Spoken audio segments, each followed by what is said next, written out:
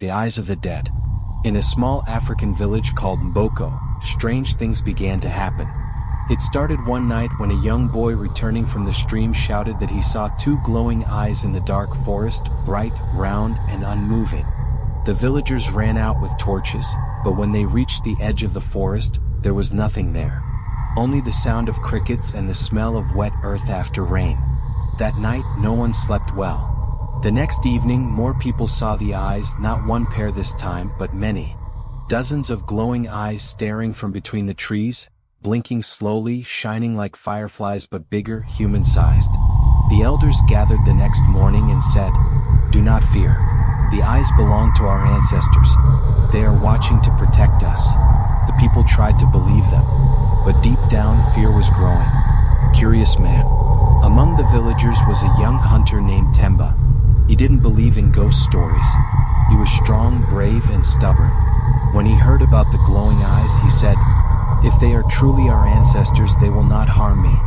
I will go and see for myself." That night, while the others locked themselves indoors, Temba took a torch and walked toward the forest alone. The wind was still.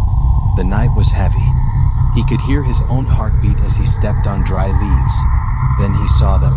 The eyes. Dozens of them. Watching him from the trees.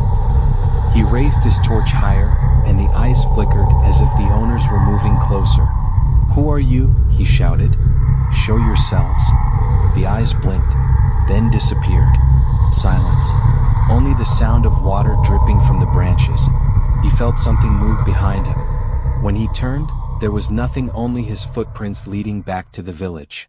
He ran all the way home. The return. For a few days, Temba stayed quiet, but he couldn't stop thinking about what he saw. Those eyes were too low to belong to spirits, and too many to be animals. He decided to go back again, this time in daylight.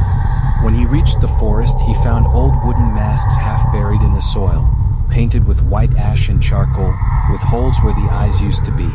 The ground smelled of smoke and rot. He followed a narrow path deeper inside until he reached an old shrine, abandoned and broken. Inside were bones, cloth, and burnt candles. He realized the truth. Years ago, the villagers had stopped giving offerings to the forest spirits.